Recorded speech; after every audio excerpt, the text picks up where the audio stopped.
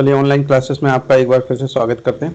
आज हम यहाँ पर डिस्कस करने वाले हैं ऑर्डर 16 सीपीसी का, जिसके 1 से लेकर के 5 तक के हम लोग ऑलरेडी पढ़ चुके थे और यहाँ से हम एक बार रिवाइज करके फिर आगे कंटिन्यू करते हैं। चलिए ज़रा ध्यान दीजिएगा। ऑर्डर 16 में साक्षियों को समन करना और उनकी हाजिरी,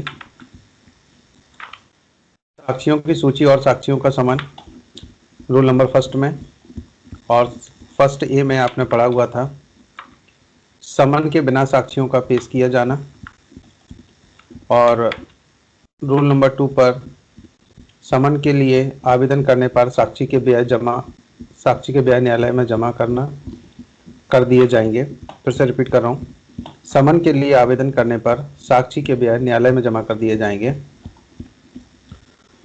रूल नंबर 3 पर नजर डालिएगा, साक्षी को व्ययों का निवेदन करना। रूल नंबर 4 में जहां अपर्याप्त राशि जमा की गई है वहां प्रक्रिया, और इसके बाद हम लोगों ने पढ़ा हुआ था हाजिरी के समय, स्थान और प्रयोजन का समन में निर्दिष्ट किया जाना। यहाँ तक हम लोग ऑलरेडी पढ़ चुके थे, यहाँ से हम लोग आगे कंटिन्यू कर रहे हैं। रूल नंबर 6 पर एक नजर डालिए, दस्तावेज पेश करने के लिए समन।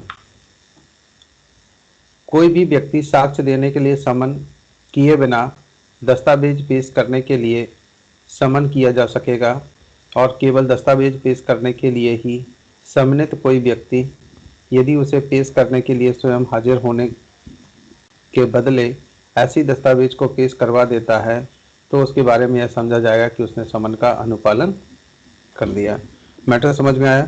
यहाँ कहा गया कि किसी व्यक्ति को अगर कोई भी दस्तावेज पेश करने के लिए समन किया गया है और वो व्यक्ति स्वयं उपस्थित ना हो करके न्यायालय में वो दस्तावेज अगर पेश करवा देता तो ऐसा मान लिया जाएगा कि वो व्यक्ति स्वयं उपस्थित हो गया और उसने समन का पालन कर दिया। रूल नंबर 7 पर एक नजर डालिए, न्यायालय में उपस्थित व्यक्ति को साक्ष्य देने या दस्तावेज पेश करने के लिए अपेक्षित करने की शक्ति। न्यायालय में उपस्थित किसी भी व्यक्ति से न्यायालय यह अपेक्षा कर सकेगा कि वह व्यक्ति साक्ष्य दे या ऐसी कोई दस्तावेज पेश करे जो उस समय और वहां उसके कब्जे या शक्ति में है। देखिए जरा ध्यान दीजिए, फिर से रिपीट कर रहा हूँ, न्यायालय में उपस्थित किसी भी व्यक्ति से न्यायालय यह अपेक्षा कर सकेगा कि वह व्यक्ति साक्ष्य दे या ऐसी कोई दस्तावेज पेश करे जो उस न्यायालय और वहां उसके कब्जे में या शक्ति में है। अगर कोई भी व्यक्ति न्यायालय में उपस्थित है तो उससे ये अपेक्षा कोर्ट कर सकता है कि वो कोई डॉक्यूमेंट जो उसके पास है या कोई साक्ष्य उसके पास है तो उसको न्यायालय में जमा करे, और ये शक्ति किसके पास है? कोर्ट के पास। चलिए जरा ध्यान दीजिएगा, रूल नंबर 7A पर एक नजर डालिए, तामील के लिए पक्षकार को समन का दिया जाना। क्या तामील के लिए पक्षकार को दिया जा सकता है समन? हाँ बिल्कुल दिया जा सकता है। देखिए यहाँ पे कैसे पढ़ेंगे हम लोग। रूल नंबर 7 है, सब रूल नंबर फर्स्ट पर एक पर नजर डालते हैं। तो देखिए यहाँ कहा गया कि न्यायालय किसी व्यक्ति की हाजिरी के लिए समन निकालने के लिए किसी पक्षकार के आवेदन पर ऐसे पक्षकार को उस व्यक्ति पर समन की तामील करने के लिए अनुज्ञा दे सकेगा, और ऐसी दशा में उस पक्षकार को तामील के लिए समन प्रदत्त करेगा। किसको? जो भी पक्षकार हैं दोनों में से कोई भी, और उनको लगता है कि किसी साक्षी की आवश्यकता है और उस पर तामील होना है, और तामील होने में अगर कोई भी व्यवधान हो रहा है या कुछ भी, तो कोर्ट ऐसी व्यवस्था कर सकता है कि पक्षकार को समन प्रोवाइड करा करके समन की तामील करा सकता है। क्लियर है गाइस इतना? Hello, yes sir. Yes sir. जहाँ पर आप लोगों को समझना है प्लीज पूछिएगा और बताइएगा क्वेश्चन में कोई भी दिक्कत आती है तो। चलिए जरा ध्यान दीजिए, नेक्स्ट हम यहाँ पे बात करने वाले हैं सब रूल नंबर 2 पर। सब रूल नंबर 2 पर एक नजर डालिए, ऐसे समन की तामील ऐसे पक्षकार द्वारा या उसकी ओर से साक्षी की व्यक्तिगत रूप से उसकी प्रति जो न्यायाधीश द्वारा या न्यायालय के ऐसे अधिकारी द्वारा जिसे वह इस निमित्त नियुक्त करे हस्ताक्षरित हो और जो न्यायालय की मुद्रा से मुद्रांकित हो, प्रदत्त या निबद्ध करके की जाएगी। तो कहा गया कि देखिए जो न्यायाधीश द्वारा या न्यायालय के किसी ऐसे अधिकारी द्वारा इस निमित्त नियुक्त करे उसके द्वारा हस्ताक्षरित होना चाहिए और उस पर न्यायालय की मुद्रा लगी होनी चाहिए, और वो ऐसे उसको प्रदत्त करके यानी कि निर्दत्त करके ऐसा कर सकता है कि उसकी तामील हो गई है समन की।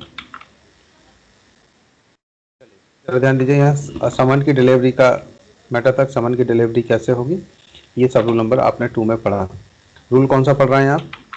रूल नंबर आप 7A और सब रूल नंबर 2। तो यहाँ पर क्या, जैसे आपने पढ़ा था कि समन कैसा होगा, ये आप लोग ऑलरेडी CRPC में पढ़ चुके हैं पहले। जैसे 2 प्रतियों में बनाया जाएगा और फिर न्यायालय के हस्ताक्षर होंगे और उस पर मुद्रा लगी होगी, सील लगी होगी, वैसे ही यहाँ पर सिविल केसेस में भी होता है। चलिए सब रूल नंबर 3 पर एक बार नजर डाल लेते हैं। आदेश पाई के नियम 16 और नियम 18 के उपबंध इस अधिनियम के अधीन व्यक्तिगत रूप से तामील किए गए समन को इस प्रकार लागू होंगे मानो तामील करने वाला व्यक्ति तामील करने वाला अधिकारी हो, भले ही वो किसी पक्षकार को दे दिया गया हो।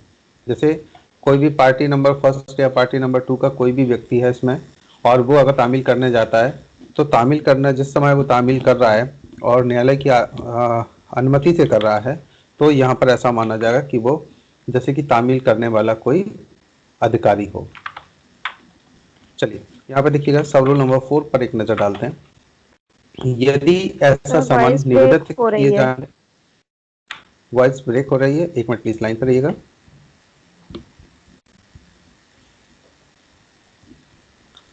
अभी देखिए, हेलो, क्लियर है क्या अभी? यस सर, क्लियर है। चलिए जरा ध्यान दीजिएगा।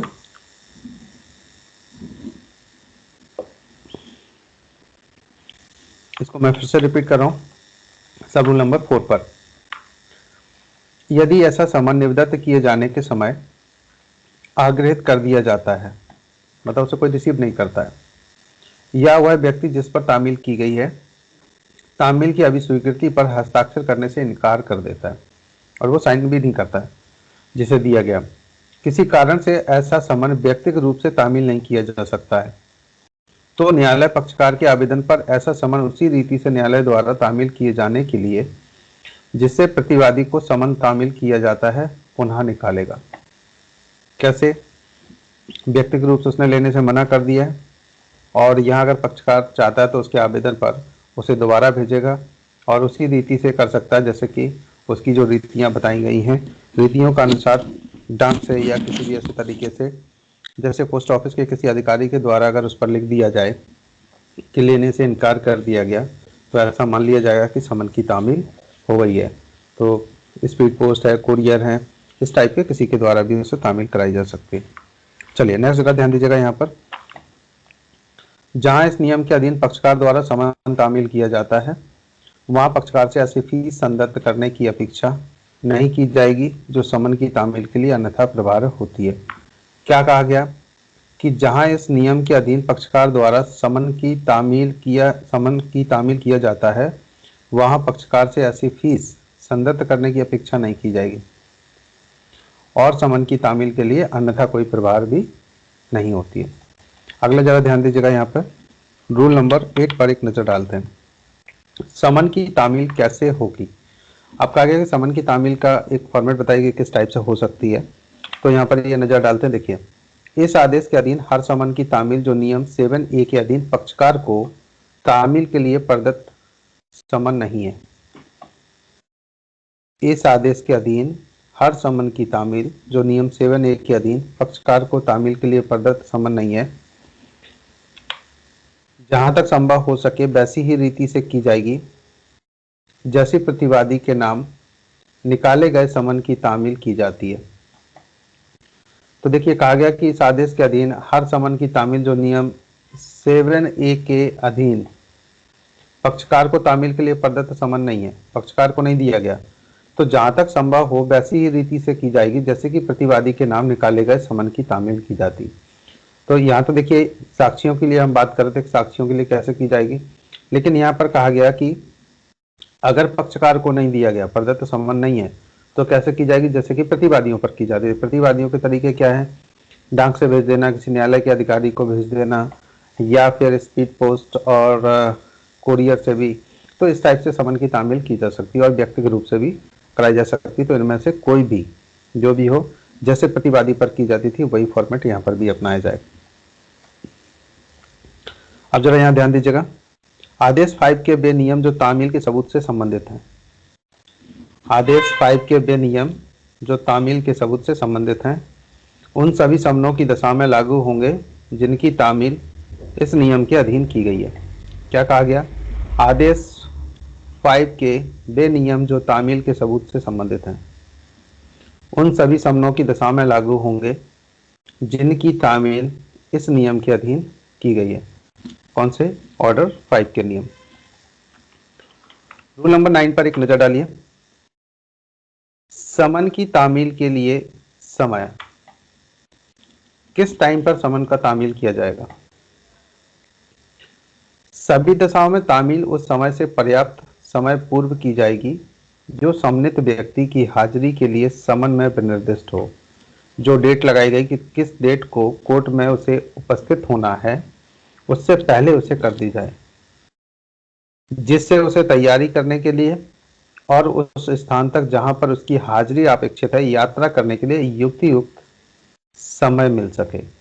तो इतने समय पूर्व की जाएगी कि उसे ये तैयारी करने और उस स्थान तक पहुंचने में उसे पर्याप्त समय मिल पाए। अच्छा, यहाँ जो समन की तामील आप लोग पढ़ रहे हैं वो किससे रिलेटेड है? प्रतिवादी पर।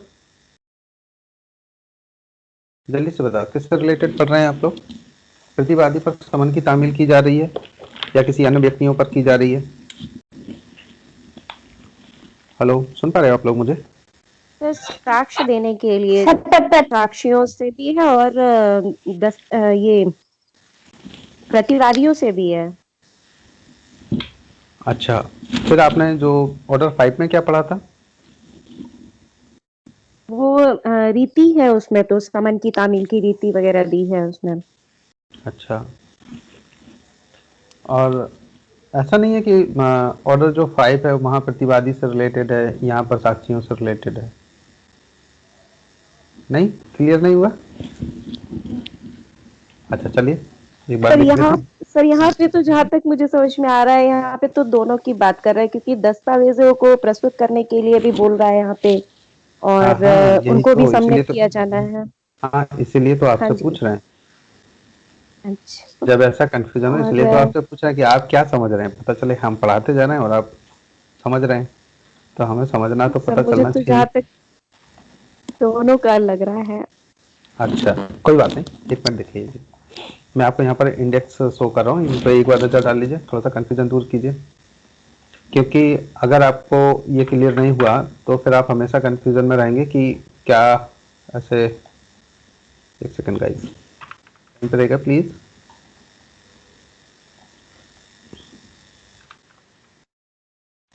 हाँ देखिए, यहाँ पर मैं आपको ऑर्डर 5 लगा देता हूँ और ये चलिए,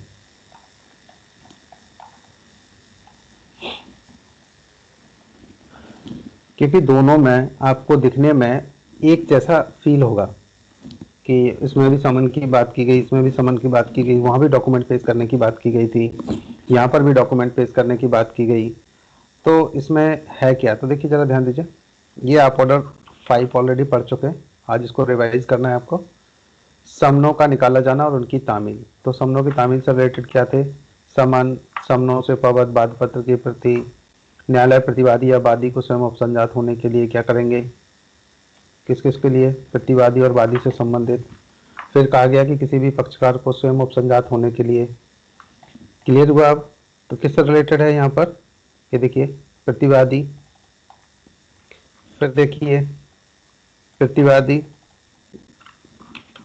फिर देखिए प्रतिवादी, फिर यहाँ इन्हीं से रिलेटेड प्रोसेस की बात कर दी है कि तामील कैसे, उसका ढंग क्या होगा, जैसे वहां पर अभी अब जस्ट आप पढ़ रहे हैं ऑर्डर 16 में। किसमें पढ़ रहे हैं आप लोग? ऑर्डर 16 में। तो आप चाहो तो जो आपने यहाँ पढ़ा हुआ था उसी को सेम हम लोग यहाँ ऑर्डर 16 में पढ़ेंगे। बस फर्क कितना आएगा, यहाँ समन का निकालना, ये सब हम वादी और प्रतिवादी से रिलेटेड पढ़ रहे थे, ठीक है, और वहां किससे रिलेटेड पढ़ेंगे हम लोग? साक्षियों से रिलेटेड। क्लियर हो गया गाइस? जल्दी से बताओ थोड़ा सा, मतलब बोलता नहीं हो। Yes sir. अब चलिए मैं आपको ऑर्डर 16 की भी एक इंडेक्स दिखा देता हूँ, थोड़ा सा देखिए। इसलिए तो मैंने कहा था इंडेक्स को आपको पढ़ना है। आप लोगों ने याद भी नहीं किया, वीडियो भी बना के भेजा तो भी नहीं सुना। अब देखो जरा, साक्षियों को समन करना और उनकी हाजिरी। ऑर्डर 16 क्लियर बोल रहा है, साक्षियों की सूची और किन किन को समन किया जाना है, साक्षी को खर्चे, साक्षी की बात कर रहे हैं। रूल्स वैसे ही हैं, बस अंतर कितना है, ऑर्डर जो 5 में आपने पढ़ा है वो वादी प्रतिवादी से, और यहाँ हम किससे रिलेटेड पढ़ेंगे, साक्षियों से रिलेटेड। चलो अब आगे कंटिन्यू करें। आवाज नहीं आ रही। अच्छा चलो कोई बात नहीं, मुझे लग रहा है आप लोग थक गए तो हम लोग कल पढ़ते हैं, ठीक है? नहीं नहीं सर, पढ़ाइए, कल भी मैं मिस कर गई थी। कोई नहीं, पढ़ो अभी इधर। कितने खुश हो जाते हो, हाँ कल की कर दी सर ने, अब अच्छा है। चलिए जल्दी से, जहाँ ध्यान दीजिएगा, जहाँ साक्षी समन का अनुपालन करने में असफल रहता है वहां पर प्रक्रिया क्या है। कहा जा रहा है कि जो साक्षी है और वो समन का पालन नहीं कर पा रहा है, तो उस कंडीशन में यहाँ पर प्रोसेस क्या होगी। तो देखिए जल्दी से ध्यान दीजिएगा थोड़ा सा, सब रूल नंबर फर्स्ट पर एक नजर डालिए। जहां वह व्यक्ति जिसके नाम साक्ष्य देने को हाजिर होने के लिए या दस्तावेज पेश करने के लिए, तो किन किन की बात की गई है, साक्ष्य देने और दस्तावेज पेश करने, समन निकाला गया है और ऐसे समय के अनुपालन में हाजिर होने या दस्तावेज पेश करने में असफल रहता है, वहां न्यायालय। नंबर का, यदि तामील करने वाला अधिकारी का प्रमाण पत्र, शपथ पत्र या सत्यापित नहीं किया गया है, या यदि समन की तामील पक्षकार या उसके अभिकर्ता द्वारा कराई गई है, तो यथास्थिति तामील करने वाले ऐसे अधिकारी या पक्षकार या उनके अभिकर्ता की जिसने शपथ पत्र की तामील कराई थी, समन की तामील होने या ना होने के बारे में शपथ पत्र करेगा या किसी न्यायालय द्वारा उसकी इस प्रकार परीक्षा कराएगा। तो यहाँ पे जरा देखिए, ध्यान दीजिए क्या कह रहे हैं कि यदि तामील करने वाले जो अधिकारी का प्रमाण पत्र शपथ पत्र द्वारा सत्यापित नहीं किया गया है, तब इस कंडीशन में क्या होगा, यदि समन की तामील पक्षकार या उसके अभिकर्ता द्वारा कराई गई है, या तो किसी पक्षकार द्वारा कराई गई या किसी अभिकर्ता के द्वारा कराई गई है, तो यथास्थिति तामील करने वाले ऐसे अधिकारी या पक्षकार या उसके अभिकर्ता की जिसने शपथ पत्र की तामील कराई, समन की तामील होने या ना होने के बारे में शपथ पत्र करेगा या किसी न्यायालय द्वारा उसकी इस प्रकार परीक्षा कराएगा। देखिए, जिसने भी समन की तामील की है, या तो वो शपथ पत्र के द्वारा उसे प्रमाणित कर दे, सत्यापित कर दे, या फिर किसी न्यायालय द्वारा उसकी इस प्रकार परीक्षा कराएगा, और परीक्षा कराने पे कि हाँ उसने तामील कर दी, किस समय कब कर दी है, और तब इसके बाद मान लिया जाएगा कि समन की तामील हो गई।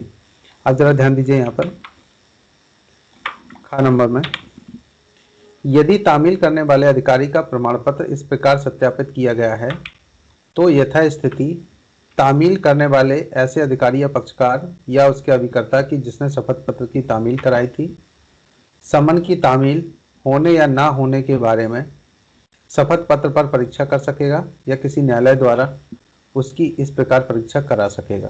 तो क्या होगा कि यदि तामील करने वाले अधिकारी का प्रमाण पत्र इस प्रकार सत्यापित किया गया, तो उस कंडीशन में क्या होगा, शपथ पत्र पर परीक्षा कर सकेगा और न्यायालय द्वारा उसकी इस प्रकार परीक्षा करा सकेगा। सब रूल नंबर 2 पर एक नजर डालिए।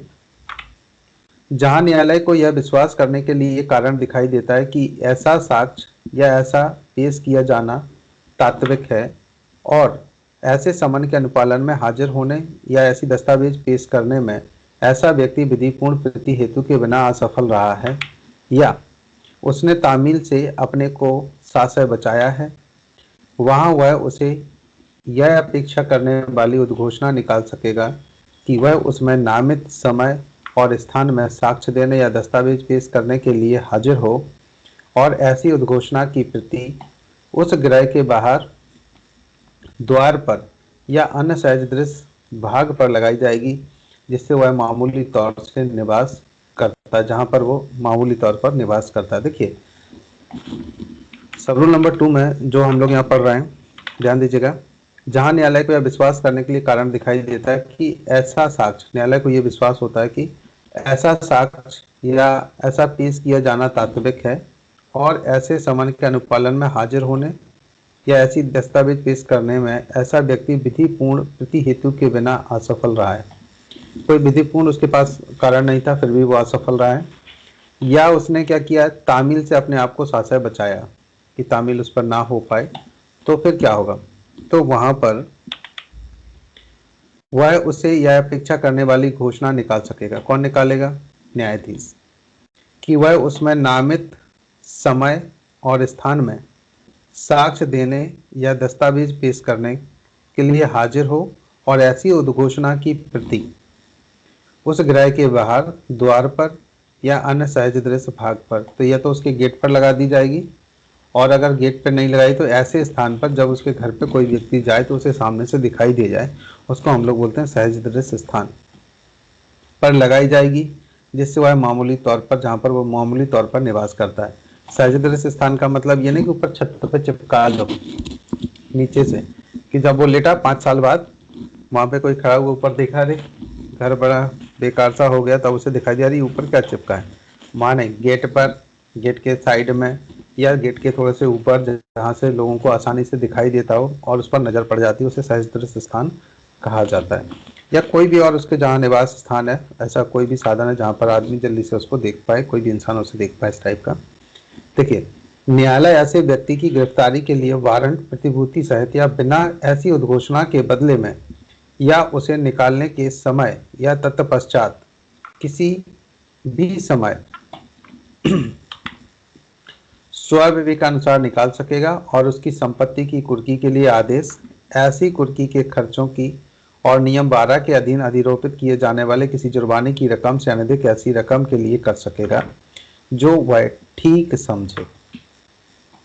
तो देखिए यहाँ पर कहा गया, रूल नंबर, आप 10 पढ़ रहे हैं, सब रूल 3 पढ़ रहे हैं।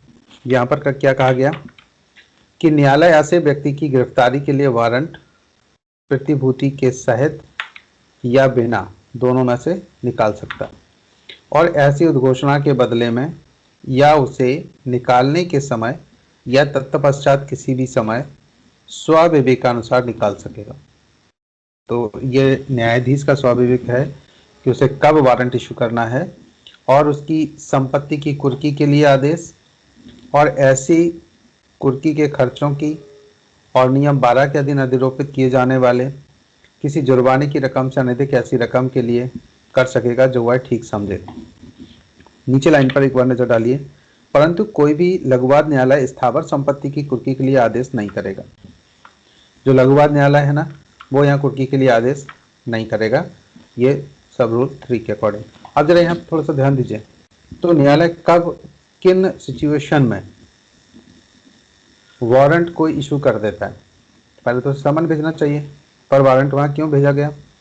जब न्यायालय को ये प्रतीत हो जाती कि न्यायालय चाहे तो समन की जगह डायरेक्ट भी वारंट इशू कर सकता है। क्यों कर सकता है?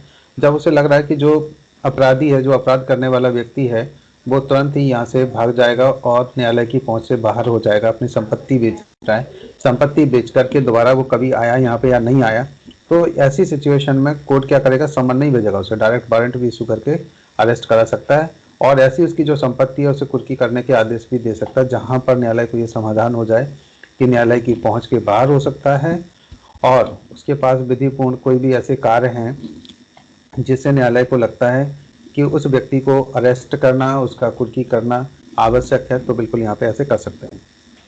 चलिए रूल नंबर 11 पर एक नजर डालिए।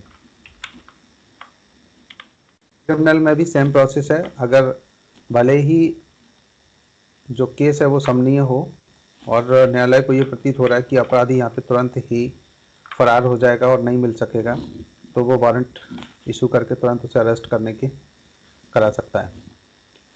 रूल नंबर 11 पर नजर डालिए। यदि साक्षी उपसंजात हो जाता है तो कुर्की प्रत्याहृत की जा सकेगी। मान लो कुर्की का आदेश दिया गया है और व्यक्ति तुरंत वहां उपस्थित हो जाता है तो कुर्की को कुछ समय के लिए रोका जा सकता है, जैसा न्यायालय को ठीक लगे उस कंडीशन में ऐसा कर सकता है। जहां कुछ समय के लिए भी हो सकता है, परमानेंट भी रोक सकते हैं। जहां ऐसा व्यक्ति अपनी संपत्ति की कुर्की के पश्चात किसी समय उपसंजात हो जाता है और का न्यायालय का समाधान कर देता है कि समन का अनुपालन करने में वह विधिपूर्ण प्रति हेतु के बिना असफल नहीं रहा, और वो न्यायालय को ये समाधान कर देता है कि उसके पास कोई विधिपूर्ण कारण था जिस वजह से वो उपस्थित नहीं हो पाया, या उसने तामील से अपने को साचा नहीं बचाया है, इंटेंशनली नहीं बचाया, इक्विवेलेंट वो संयुक्त था। अगर न्यायालय का वो समाधान कर देता है तो ध्यान दीजिए, या फिर पहली टर्म्स कंडीशन ये थी, और इसके साथ आप चाहो तो इस लाइन को ऐड करके पढ़ लीजिए यहाँ से।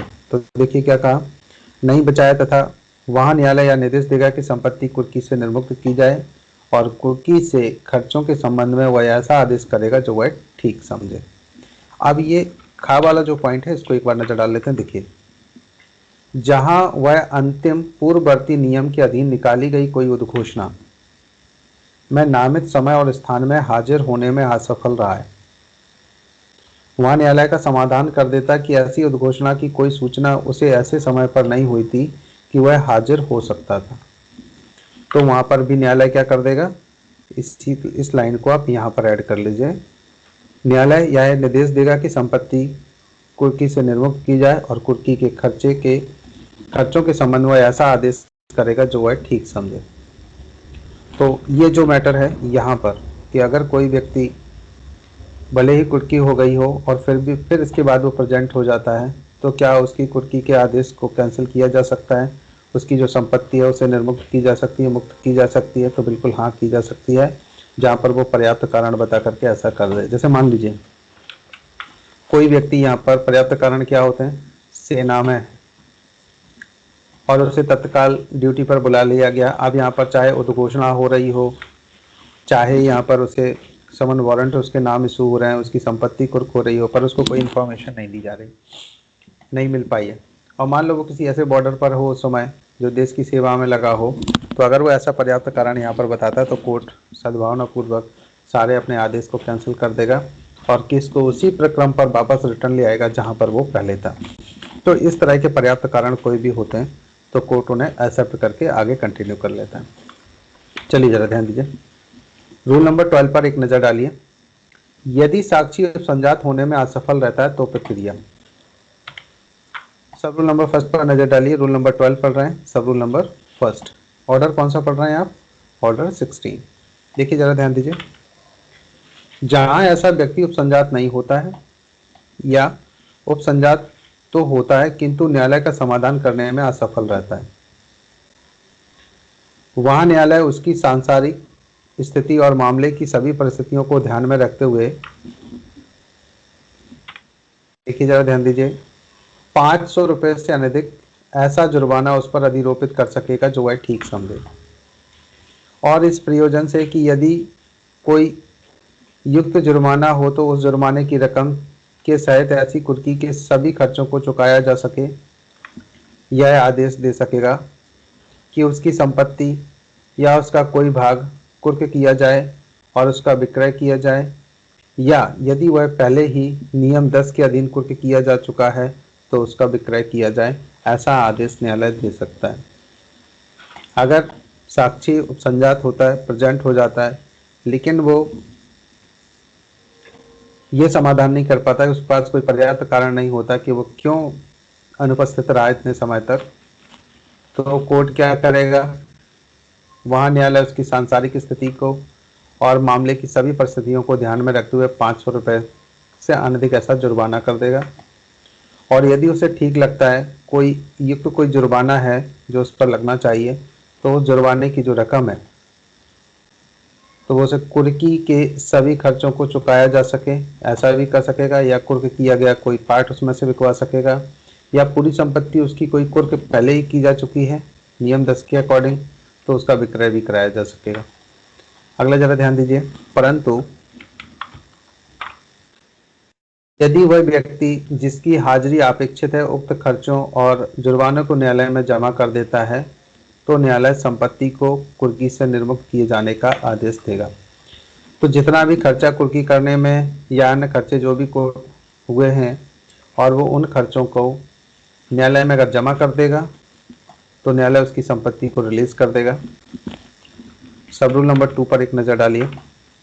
इस बात के होते हुए भी कि न्यायालय ने ना तो नियम 10 के उपनियम 2 के अधीन घोषणा निकाली है और ना उस नियम के उपनियम 3 के अधीन वारंट निकाला है और ना कुर्की का आदेश दिया है, तो न्यायालय ऐसे व्यक्ति को यह हेतु दर्शित करने के लिए सूचना देने के पश्चात की जुर्माना क्यों नहीं अधिरोपित किया जाना चाहिए। मान लो न्यायालय ने यहाँ कोई भी ऐसे काम नहीं किए हैं, तो ऐसी सिचुएशन में इस नियम के उपनियम 1 के अधीन जुर्माना अधिरोपित कर सकेगा। तो अगर यहाँ पर देखिए कोर्ट ने वारंट भी नहीं निकाला है और ना नियम 10 के उपनियम 2 के अधीन कोई उद्घोषणा निकाली है, तो न्यायालय ऐसा जुर्माना अधिरोपित करने के लिए उसे इंफॉर्मेशन दे सकता है, कोई नोटिस निकाल सकता है और या फिर उस पर जुर्माना भी अधिरोपित कर सकेगा। कौन सा रूल पढ़ रहे हैं आप? रूल नंबर 12 और सब रूल कितना है? सब रूल 2। ऑर्डर कितना है? 16। अब रूल नंबर 13 पर एक नजर डालिए। कुर्की करने का ढंग क्या है? कुर्की कैसे की जाएगी? कुर्की समझते हैं क्या होती है? किसी को पता है कुर्की क्या होती है? जल्दी से बता। हेलो, आवाज नहीं आ रही आप लोगों की? नो सर, नहीं पता।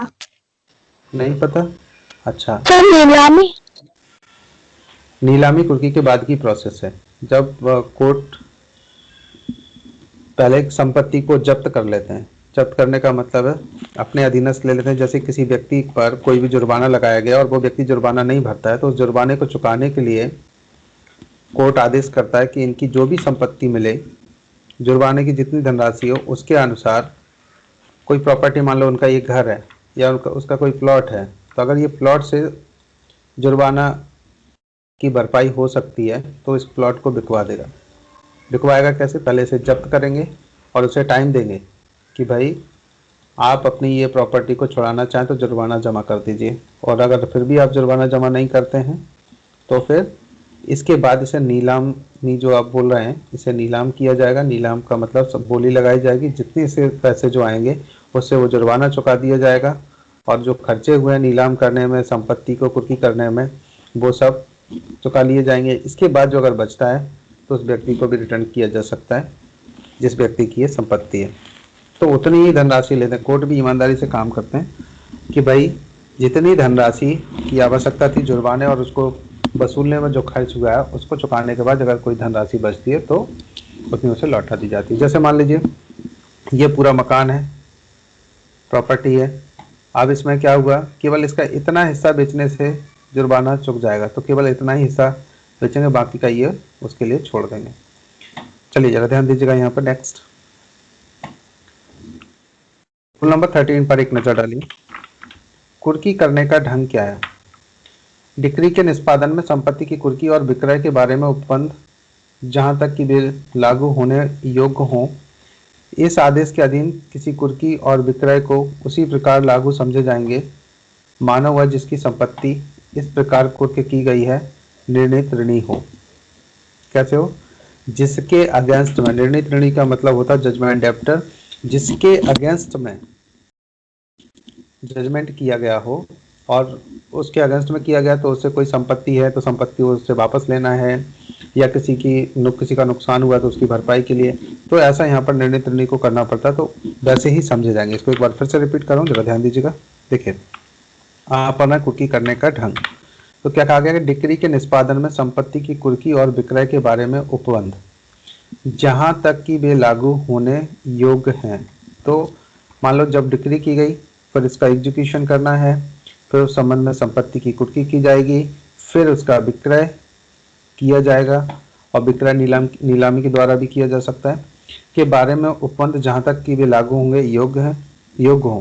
इस आदेश के अधीन किसी कुर्की विक्रय को उसी प्रकार लागू समझे जाएंगे मानो वह जिसकी संपत्ति इस प्रकार कुर्क की गई है वो कैसे हो, जैसे कि निर्णीत ऋणी हो, उसके अगेंस्ट में कोर्ट ने जजमेंट किया हो कि इससे इतनी धनराशि की वसूली की जाए। क्लियर हो गया? तो इसको ऐसे माना जाएगा। तो उसी रीति से की जाएगी ये कुर्की करने का ढंग। रूल नंबर 14 पर एक नजर डालिए। जो व्यक्ति बाद में पर व्यक्ति हैं उन्हें न्यायालय साक्षियों के रूप में स्वप्रेरणा से समन कर सकेगा। जो पर व्यक्ति हैं, पर व्यक्ति मतलब जो दूसरे व्यक्ति हैं, उन्हें न्यायालय को लगता है तो उन्हें न्यायालय साक्षियों के रूप में स्वप्रेरणा से समन कर सकेगा। उसे लग रहा है, न्यायालय को अगर ऐसा लगता है कि ये व्यक्ति इस केस में एक अहम रोल प्ले कर सकते हैं, इनसे जजमेंट में आसानी होगी, न्याय में आसानी होगी, तो न्यायालय उन्हें समन कर सकता है स्वप्रेरणा से, बिना किसी के आवेदन पर भी। कोई भी पक्षकार आवेदन करे या ना करे, लेकिन कोर्ट ऐसा स्वप्रेरणा से कर सकेगा। तो देखिए जरा यहाँ पे ध्यान दीजिए, हाजिरी में यहाँ पर देखिए जरा ध्यान दीजिए, हाजिरी और उपस्थिति के बारे में इस संहिता के उपबंधों और तत्व समय प्रवृत्ति किसी विधि के अधीन रहते हुए जहां न्यायालय किसी भी समय यह आवश्यक समझता है कि किसी ऐसे व्यक्ति की परीक्षा की जाए जिसके अंतर्गत वाद का पक्षकार भी है और जो वाद के पक्षकार द्वारा साक्षी के रूप में नहीं बुलाया गया, वहां न्यायालय स्वप्रेरणा से ऐसे व्यक्ति को ऐसे दिन जो नियत किया जाए साक्ष्य देने के लिए या अपने कब्जे में की कोई दस्तावेज पेश करने के लिए या फिर साक्षी के रूप में समन करवा सकेगा और साक्षी के रूप में उसकी परीक्षा कर सकेगा या उससे ऐसी दस्तावेज पेश करने के लिए अपेक्षा कर सकेगा। तो देखिए यहाँ पे क्या कहा गया कि हाजिरी और उपस्थिति के बारे में संहिता के उपबंधों और तत्समय प्रवृत्ति किसी विधि के अधीन रहते हुए, हाजिरी और उपस्थिति के बारे में इस संहिता में, यानी कि जो आप सीपीसी पढ़ रहे हैं, इसमें जो भी प्रोविजंस दिए गए उनके अकॉर्डिंग और जो कोई प्रेजेंट में विधि एप्लीकेबल हो, जो भी लॉ एप्लीकेबल हो, उसके अधीन रहते हुए जहां न्यायालय किसी भी समय यह आवश्यक समझता है कि क्या आवश्यक समझता है कि किसी भी ऐसे व्यक्ति की परीक्षा की जाए जिसके अंतर्गत वाद का पक्षकार भी है। कोई भी ऐसा व्यक्ति जो वाद का पक्षकार भी है और उस व्यक्ति की परीक्षा की जाए, तो देखिए जरा ध्यान दीजिए, और जो वाद के पक्षकार द्वारा साक्षी के रूप में नहीं बुलाया गया, ऐसा भी, तो वहां न्यायालय स्वप्रेरणा से ऐसे व्यक्ति को ऐसे दिन नियत किया जाएगा साक्ष्य देने के लिए, एविडेंस के लिए बुला सकेगा और यहाँ पर अपने कब्जे में कोई दस्तावेज है उसे पेश करने के लिए भी उसे बुला सकेगा। उसको क्या समन करवा सकेंगे और क्या कर सकते हैं, उसकी परीक्षा भी की जा सकती है और ऐसी दस्तावेज पेश करने के लिए अपेक्षा भी कर सकेगा। बिल्कुल वही प्रोसेस यहाँ अपना सकते हैं जैसे उसका एक साक्षी के रूप में लिस्ट में नाम लिखा गया हो, जो कि आपने ऑर्डर नंबर 60 रूल नंबर 1 में पढ़ा था। चलिए जरा ध्यान दीजिए, इतना क्लियर हो गया गाइस? रूल नंबर 15 पर एक नजर डालिए। उन व्यक्तियों का कर्तव्य जो साक्ष्य देने या दस्तावेज पेश करने के लिए समन किए गए। कौन से? उन व्यक्तियों का कर्तव्य जो साक्ष्य देने या दस्तावेज पेश करने के लिए समन किए गए हैं। तो देखिएगा, ठीक ऊपर वाले नियम के अधीन रहते हुए कोई व्यक्ति जो किसी वाद में उपसंजात होने और साक्ष्य देने के लिए समन किया जाता है, वह उस प्रयोजन के लिए समन में नामित समय और स्थान में हाजिर होगा जिस व्यक्ति को भी किया गया, और जो वहाँ उपस्थित होगा। और कोई व्यक्ति जो दस्तावेज पेश करने के लिए समन किया जाता है, वह ऐसे समय पर और ऐसे स्थान में या तो उसे पेश करने के लिए हाजिर होगा या उसे पेश कराएगा, या तो स्वयं उपस्थित हो जाए, नहीं तो किसी से वो डॉक्यूमेंट वहाँ पर पेश करवा सकता है। जो भी एविडेंस के लिए उसे समन किया गया है वो वहाँ पर कोर्ट में प्रेजेंट करवा देगा। रूल नंबर 16 पर एक नजर डालिए। देखिए यहाँ क्या कह रहे हैं, वे कब प्रस्थान कर सकेंगे। रूल नंबर 16 सब रूल नंबर 1 पर, इस प्रकार सम्मिलित और हाजिर होने वाला व्यक्ति जब तक कि न्यायालय अन्यथा निर्देश ना करे हर एक सुनवाई में तब तक हाजिर होता रहेगा जब तक कि वाद का निपटारा ना हो जाए। क्या कहा गया है? देखिए, इस प्रकार सम्मिलित और हाजिर होने वाला जो व्यक्ति है, जब तक कि न्यायालय अन्यथा निर्देश ना करे, न्यायालय कोई और आदेश ना करे, निर्देश ना दे, तो हर एक सुनवाई में तब तक हाजिर होता रहेगा जब तक कि वाद का निपटारा ना हो जाए। सब रूल नंबर 2 पर एक बार नजर डालिए। दोनों पक्षकारों में से किसी के भी आवेदन पर और न्यायालय की मार्फत समस्त आवश्यक व्ययों के, कोई भी आवश्यक जो खर्चे हैं, संदत्त किए जाने पर न्यायालय इस प्रकार सम्मिलित और हाजिर होने वाले किसी भी व्यक्ति से अपेक्षा कर सकेगा कि वह अगली या किसी अन्य सुनवाई में या तब तक जब तक कि बाद का निपटारा ना हो जाए हाजिर होने के लिए प्रतिभूति दे, और ऐसी प्रतिभूति देने में उसके व्यतिक्रम करने पर आदेश कर सकेगा कि उसे सिविल कारागार में निरुद्ध किया जाए। देखिए जरा ध्यान दीजिए क्या कह रहे हैं यहाँ पर कि दोनों पक्षकारों में से किसी भी आवेदन पर न्यायालय की मार्फत समस्त आवश्यक व्ययों के संदत्त किए जाने पर, जो आवश्यक खर्चे थे वो पेमेंट होने पर, न्यायालय इस प्रकार सम्मिलित और हाजिर होने वाले किसी भी व्यक्ति से, जिनको समन किया गया या जो उपस्थित हुए हैं, उन व्यक्ति से अपेक्षा कर सकेगा कि अगली या किन्हीं अन्य सुनवाई में, या जो अगली तारीख हो या कोई भी जो अन्य सुनवाई हो, तब तक जब तक कि बाद का निपटारा ना हो जाए, केस खत्म ना हो जाए, हाजिर होने के लिए प्रतिभूति दे, मतलब अपनी यहाँ गारंटी दे, जिसको आप सिंपल भाषा में जमानत कराना भी बोलते हैं। ऐसा भी आदेश दिया जा सकता है। जमानत का मतलब यही होता है कि वो अपनी गारंटी दे कि अगर वो उपस्थित नहीं होता है तो वो व्यक्ति उसे पकड़ करके लाएगा जिसने वहाँ पर गारंटी दी हुई है, और नहीं हो तो जितनी धनराशि की बात की जाएगी उतनी धनराशि उस प्रॉपर्टी में से वसूल कर ली जाएगी। तो देखिए यहाँ पर सीधी बात है, और ऐसी प्रतिभूति देने में उसके व्यतिक्रम करने पर आदेश कर सकेगा, जिससे वहाँ गारंटी मांगी गई है कि किससे, जो सम्मिलित व्यक्ति थे और जो हाजिर हुए थे उन व्यक्तियों से, तो उन्हें क्या करेंगे, सिविल कारागार में निरुद्ध किया जाए।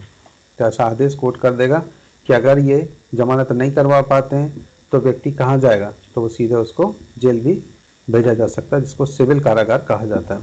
चलिए रूल नंबर 17 पर एक नजर डालिए। नियम 10 से नियम 13 तक लागू होना। नियम 10 से नियम 13 तक के उपबंधों के बारे में जहां तक कि वे लागू होने योग्य हैं, यह समझा जाएगा कि वे किसी भी ऐसे व्यक्ति को लागू होते हैं जो समन के अनुपालन में हाजिर होने पर नियम 16 के उल्लंघन में विधिपूर्ण प्रति हेतु के बिना प्रस्थान कर गया है। देखिए नियम 10 से 13 तक के जो उपबंध जो प्रोविजंस हैं उनके बारे में जहां तक वे लागू होने योग्य हैं, जिस पर जो एप्लीकेबल हो सकते हैं, जिन लोगों पर योग्य हैं, तो यह समझा जाएगा कि किसी भी ऐसे व्यक्ति को लागू होते हैं जो समन के अनुपालन में हाजिर होने पर नियम 16 के उल्लंघन में विधिपूर्ण प्रति हेतु के बिना प्रस्थान कर गया है। तो अगर यहाँ पर देखिए समन का इसमें अनुपालन नहीं किया है तो यहाँ से माना जाएगा जैसे कि ये 16 के नियम का उन्होंने उल्लंघन कर दिया, और इसमें अगर व्यक्ति को वो चाहें तो न्यायालय देखिए कारागार में भी डाल सकता है, और दूसरा तब तक उस व्यक्ति को बोल सकता है कि वो तब तक उपस्थित रहे जब तक केस की सुनवाई ना हो जाए। और व्यक्ति अगर एब्सेंट हो जाता है, इस कंडीशन में अपने आप चला जाता है, तो यहाँ मान लिया जाएगा कोई विधिपूर्ण प्रति हेतु नहीं है, फिर भी वो गायब हो गया, तो यहाँ पर उसे अपनी जमानत करानी पड़ेगी, और जमानत अगर वो नहीं करा पाता है तो उसे सिविल कारागार में भी निरुद्ध किया जा सकता है। रूल नंबर 18 पर एक नजर डालिए। जहाँ पकड़ा गया साक्षी साक्ष्य नहीं दे सकता या दस्तावेज पेश नहीं कर सकता, वहां पर प्रक्रिया क्या है, तो ध्यान दीजिएगा। जहां वारंट के अधीन गिरफ्तार किया गया कोई व्यक्ति न्यायालय के समक्ष अभिरक्षा में लाया जाता है।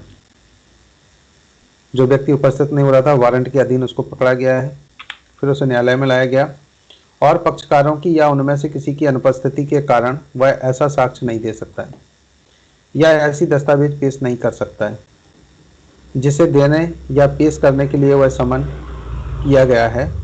वहाँ न्यायालय उसे यह अपेक्षा कर सकेगा कि वह ऐसे समय और ऐसे स्थान में जो न्यायालय ठीक समझे अपनी उपसंजाति के लिए युक्त जमानत या अन्य प्रतिभूति दे।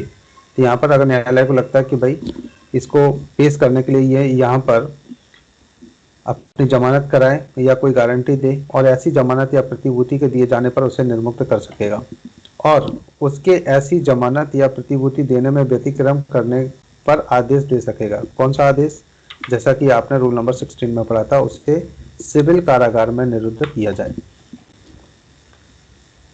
रूल नंबर 19 पर एक नजर डालिए। जब तक कि कोई साक्षी किसी निश्चित सीमाओं के भीतर का निवासी ना हो, वह स्वयं हाजिर होने के लिए आदेश नहीं किया जाएगा। जो कोर्ट की निश्चित सीमा जो अधिकारता है, जैसे कि आपने कुछ किलोमीटर्स के बारे में पढ़ा था, आपने एमपीएलआरसी में भी पढ़ा था, वैसे ही हम यहाँ पर भी आप थोड़ा सा देखिएगा कितनी अधिकारताओं की, कितनी किलोमीटर की सीमा होनी चाहिए। देखिए कहा गया है यहाँ पर, जरा ध्यान दीजिएगा, किसी भी व्यक्ति को स्वयं हाजिर होने के लिए केवल तभी आदेश किया जाएगा, जैसे कि आप ऑर्डर 5 में भी इसके बारे में पढ़ चुके हैं। न्यायालय की मामूली आरंभिक अधिकारता की स्थानीय सीमाओं के भीतर अथवा ऐसी सीमाओं के बाहर, किंतु ऐसे स्थान में जो न्याय सदन से 100 किलोमीटर से या कम, या जहां उस स्थान के जहां वह निवास करता है और उस स्थान के जहां न्यायालय स्थित है बीच पंच सस्तान दूरी तक रेल, स्टीमर, संचार या अन्य स्थापित लोक परिवहन है, वहां 500 किलोमीटर से कम दूर है। यहाँ पर अगर निवास करता है तो फिर क्या होगा, देखिए जरा ध्यान दीजिए। परंतु जहां इस नियम में वर्णित दोनों स्थानों के बीच वायुमार्ग द्वारा यातायात उपलब्ध है और साक्षी को वायुमार्ग का यात्री भाड़ा संदत्त किया गया है, वहां उसे स्वयं हाजिर होने का आदेश किया जा सकता है। तो अगर यह है तो ऐसी इतनी दूरी तक संसाधनों के अनुसार स्वयं उपस्थित होने का आदेश किया जा सकता है। चलिएगा जरा ध्यान दीजिएगा, रूल नंबर 20 पर एक नजर डालते हैं। न्यायालय द्वारा बुलाए जाने पर साक्ष्य देने से पक्षकार के इनकार का परिणाम। न्यायालय ने समन किया है, बुलाया है, लेकिन फिर भी व्यक्ति साक्ष्य देने से इनकार करता है, तो वहां की प्रोसेस क्या होगी। देखिए, जहां बाद का ऐसा पक्षकार जो न्यायालय में उपस्थित है, न्यायालय द्वारा अपेक्षा किए जाने पर साक्ष्य देने से या ऐसे दस्तावेज को जो उस समय और वहीं उसके कब्जे या सख्ती में है, पेश करने से इनकार विधिपूर्ण प्रति हेतु के बिना करता है, वहां न्यायालय उसके विरुद्ध निर्णय सुना सकेगा या बाद के संबंध में ऐसा आदेश कर सकेगा जो वह ठीक समझे।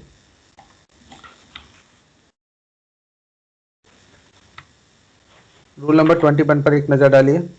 20 में आप समझिए, कोई भी ऐसा व्यक्ति के न्यायालय द्वारा बुलाए जाने पर साक्ष्य देने से अगर वो इनकार करता है तो न्यायालय ऐसा आदेश कर सकेगा जैसा वो ठीक समझे। और दूसरा, रूल नंबर 21 पर नजर डालिए। साक्षियों विषयक नियम सम्मिलित पक्षकारों को लागू होंगे। साक्षियों के संबंध में जो नियम है वो पक्षकारों को भी लागू होंगे, जैसा कि आप यहाँ पर देख पा रहे हैं। जहां बाद के किसी पक्षकार से साक्ष्य देने या दस्तावेज पेश करने के लिए अपेक्षा की गई है, वहां उसे साक्षियों विषयक उपबंध वहां तक लागू होंगे जहां तक कि वे लागू होने योग्य हैं। इसका मतलब क्या होता है कि जहां तक वो लागू होने योग्य हैं। देखिए, कहा गया कि जहां बाद के किसी पक्षकार से साक्ष्य देने या दस्तावेज पेश करने के लिए कोई अपेक्षा की गई, तो उन पर वही रूल एप्लीकेबल होंगे जो कि साक्षियों पर होते और जो विधि सम्मत हो, विधि के अगेंस्ट में नहीं, जो विधि सम्मत हो उन पर इतने लागू होंगे। सो गाइस, उम्मीद करता हूं कि ये आपका जो ऑर्डर 16 था ये कंप्लीट हो गया। और इससे रिलेटेड किसी को कोई और क्वेश्चन पूछना तो प्लीज बताइए।